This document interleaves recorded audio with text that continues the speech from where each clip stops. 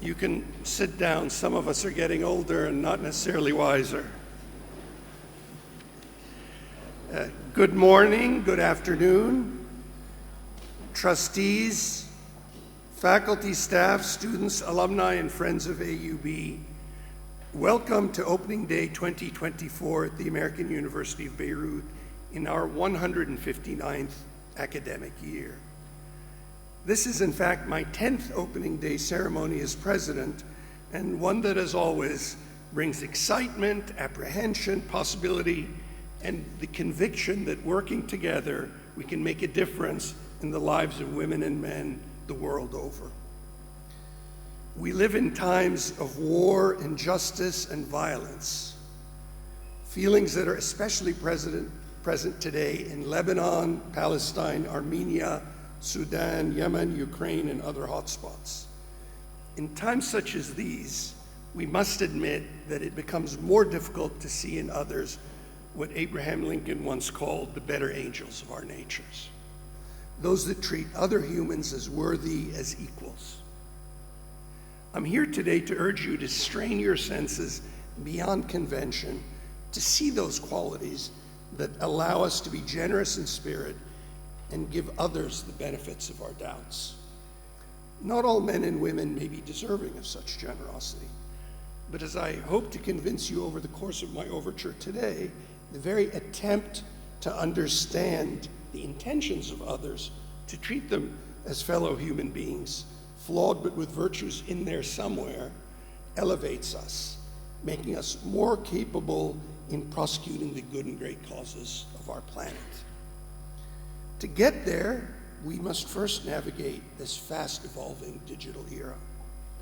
1 year ago, our board chair, Abdul Qadifa, gifted me, the university leadership, and trustees a book co-authored by Henry Kissinger, admittedly not my favorite person, former Google CEO Eric Schmidt, and Daniel Huttenlocher, computer scientist and inaugural dean of the Schwarzman College of Computing at MIT, entitled The Age of AI. I finally set aside time to read it this summer. The book is a series of essays on the social, political, intellectual, and human implications of artificial intelligence. A relatively easy read, reassuring in several ways, disturbing in others. It touches on some of the enormous implications for science, health equity, and work opportunities, presenting also the risks of mismanagement and misappropriation of this remarkable invention, similar to the mistakes mankind has made in weaponizing both industrial mechanization and nuclear energy to enhance disparities, unfortunately. I was left with the conviction that how we best connect liberal education with AI at institutions of higher learning will help shape this 21st century. To understand where I'm coming from, however, let's take a look back. For all its flaws, the 19th century in the West and in Southwestern Asia and North Africa represented an imperfect but aspirational era. It was during the second half of that century, in the period after the end of civil wars in the US and in the Levant, that the Syrian Protestant College was founded in 1866. Its stated goal was to help empower those citizens of this region willing to strive for a better life. The men and women who emerged from the 19th century, statesmen and scientists like Lincoln and Darwin, novelists like Dickens and Austen, helped frame an era where mankind grappled with the enormous challenges of the Industrial Revolution, with the workings of constitutional democracy, and with the profound intellectual and political clashes between liberalism, conservatism, imperialism, and communism. However, while many 19th century giants were individuals who were both cultured and educated, they were not infrequently self-educated or non-college degree holders. Higher education was not then the critical gateway to leadership and progress that it would become in the 20th century. Some were convinced otherwise. It is evident in the writings of Daniel Bliss and his partners in the founding of the Syrian Protestant College that they were convinced before the 19th century had drawn its fitful final breaths that this was changing. that a secular humanist approach laid out before the young men of the college would be transformative, both for them and for their societies. By contrast, the 20th century, the so-called American century, contained the two great world wars. While it foretold the end of European empires, the period from 1948 onward was a period of unfulfilled hopes, great suffering, and increased alienation for the peoples of this region.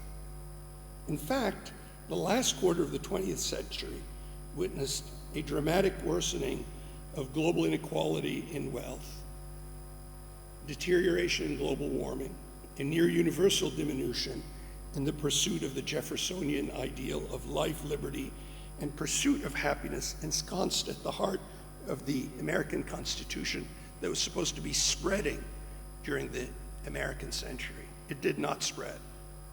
Ironically, until the technological revolution of the last decade of the 20th century, the overwhelming majority of its most influential figures, other than its great dictators, were university educated, often extensively.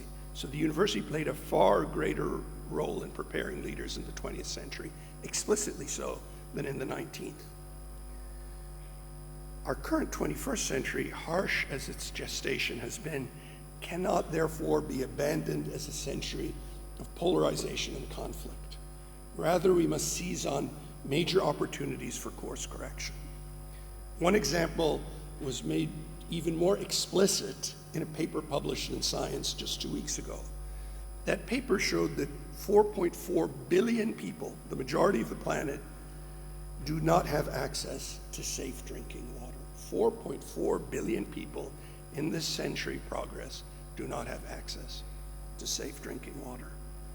Artificial intelligence and data analytics have to be critical components of any and all solutions to arrest and even reverse the seemingly relentless tide of inequality that mandates our interventions. We must prepare our students with both tools in AI, design, language, and analytical skills, while immersing them in the humanities and natural science that contextualize their roles and their existence. This mandates a major commitment of resources by the university in these areas to provide platforms for impact in education, research, and economic opportunities. We must all follow the example of the academic and revolutionary Angela Davis, who once stated, "I'm no longer accepting the things I cannot change. I'm changing the things I cannot accept." While securing resources to help level the playing field is far easier said than done, we must not accept a world where inequality of human life and human rights remain the norm. The American University of Beirut has just concluded the largest capital campaign by a private university in the region, raising over $800 million through our Boldly AUB campaign. We have strained and perhaps even exhausted our trustees, ourselves, our alumni, friends, and donors to obtain resources that we've utilized to, among other things, dramatically enhance financial aid, patient care, and accessibility for individuals who previously could never have afforded an AUB educational or healthcare experience, and to level the playing field increasingly internally at AUB. We've established AUB Mediterraneo in Paphos, Cyprus, acquired our first ever community hospital in the Kasrouan Medical Center, and launched AUB Online, all to expand the reach of our educational and healthcare delivery offerings. Now we are determined to launch 3 new schools over the next decade: schools of architecture and design, arts and humanities, and computing and data sciences. These 3 schools represent the next phase of our overarching vital strategic plan. The alternative to not launching these schools is to fall behind, to become non-competitive, less impactful, and possibly even irrelevant. That just won't do for AUB. Strategic growth to expand our societal impact is vital to sustain the cogency of our mission, of our university. Our determination to make AUB simultaneously more humanistic, more technologically proficient, more socially impactful, and more excellent led me to read The Guardians about Kingman Brewster, Yale's 17th president, who served from 1963 through 1977, and his contemporaries. Brewster was a larger-than-life figure whose inauguration speech was transcribed in a full page of the New York Times. The book, The Guardians, is a biography not only of Brewster and his contemporaries, but of the aegis and the decline of what has been called the liberal establishment in America in the 1960s and 1970s. This was a period when universities felt emboldened to take on the great issues of the day, including civil rights, social justice, racism, and war. Brewster, the last American university president whose picture graced the cover of Time magazine, for those of us who used to read magazines, came from a thoroughly patrician background. He was a direct descendant of the Episcopalian elder William Brewster, the senior religious authority on the Mayflower, which is, of course, the famous ship which brought the very first English refugees to North America in 1620. So he was an example of noblesse oblige. Kingman Brewster modernized Yale, making it a genuinely more meritocratic, inclusive, and excellent university. He awarded one of the very first honorary doctorates under his administration to the Reverend Dr. Martin Luther King Jr. He admitted women and African American students. He reduced automatic admission for legacy children and removed entirely the quiet but ironclad ceiling on hiring minorities. Brewster was a university president in an era defined by educational vanguards. Giants such as Clark Kerr at the University of California, Berkeley, individuals who saw their roles as helping to graduate engaged, responsible citizens and servant leaders. Now, all of these individuals came from a certain background, which fortunately is no longer true today. But what is worth thinking about is their dedication to the mission of emancipating and leveling the playing field. But this academic building of character was predicated on the basic conviction that no one group of people, no race, ethnicity, religion, gender, or sexuality, were entitled to a greater benefit of the doubt than others. In this era, the great universities, convinced that an important part of their charge was to educate, mentor, and empower diverse generations to contribute to a better, more inclusive America and world, chose and supported visionary presidents. By reaching a more diverse and more excellent group than prior generations, American universities could speak with greater authority and greater legitimacy and insight to the most gnawing of social ills. AUB, of course, underwent that transformation considerably earlier, integrating women some 50 years before the great American universities, having students coming from all sectors of Levantine society and from all over the world, and recruiting students, faculty, and staff from all the continents well before Brewster showed the way to Yale. The last few decades have seen university leaders in America and the West largely retreat behind their walls.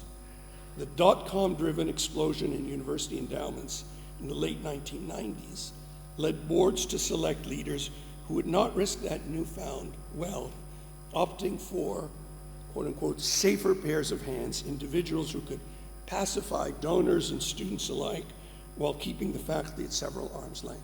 Now, candidly here, the idea of pacifying students and donors alike, and even faculty even more, was never all that easy in my experience.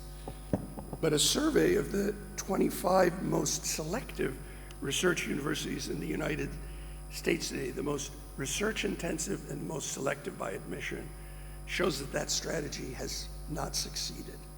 Only 5 of the presidents of those 25 universities have entered their second terms, consistent with the declining median of 5.7 years university presidents now serve.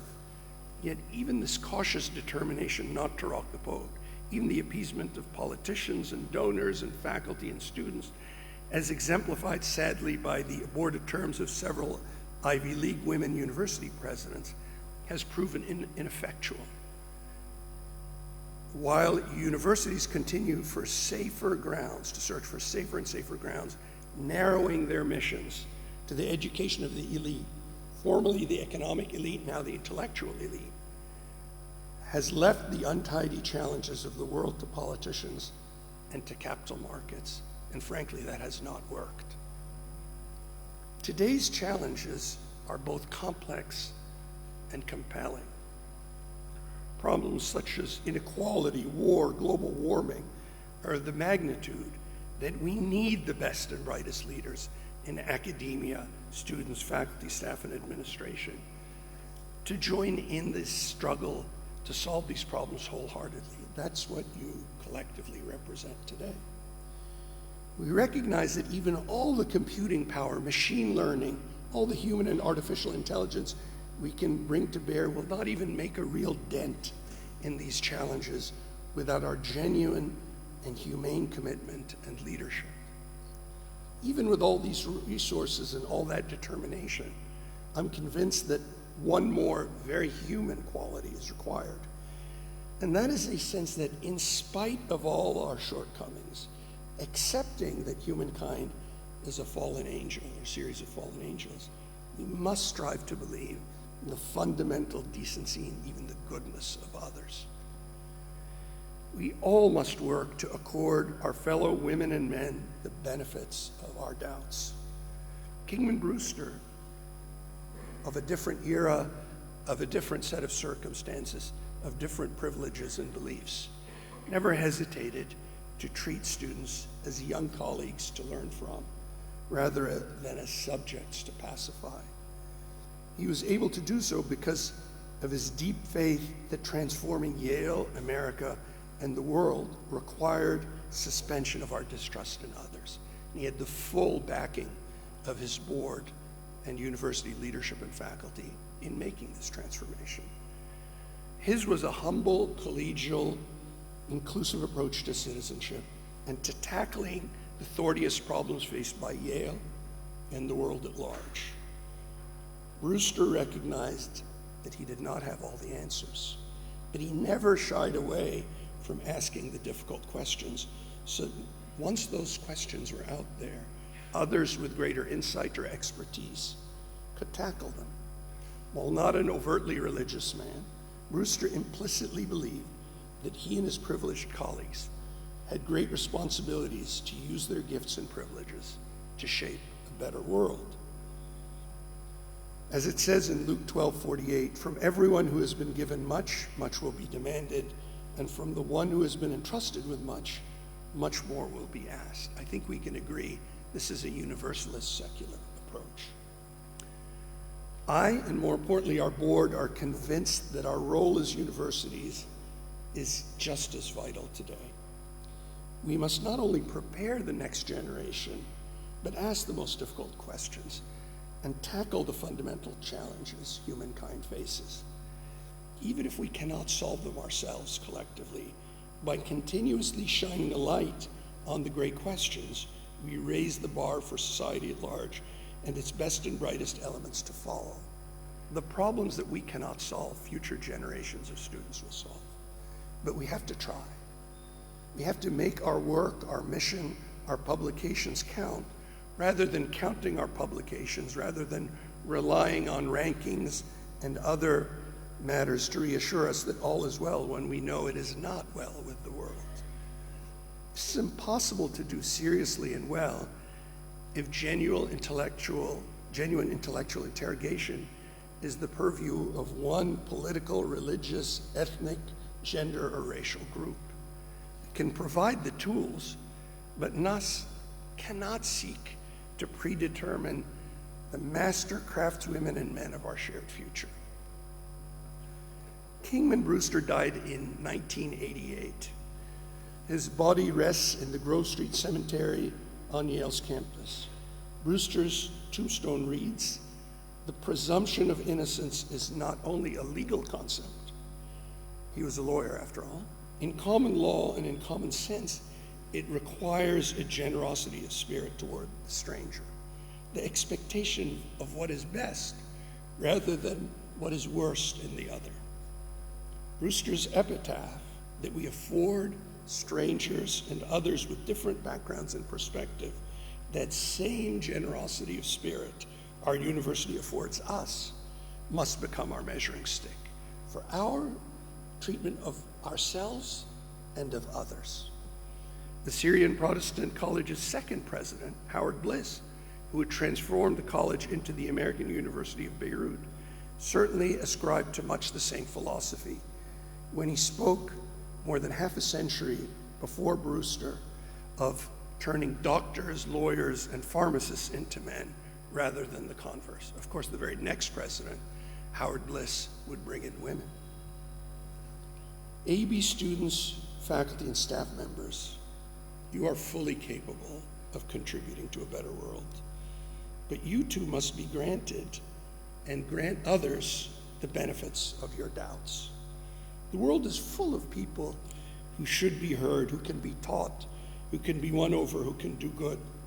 This is at the core of the American University of Beirut we all belong to, a rare institution we believe that can inspire through its citizens and services the development of better societies, that they too may have life and have it more abundantly.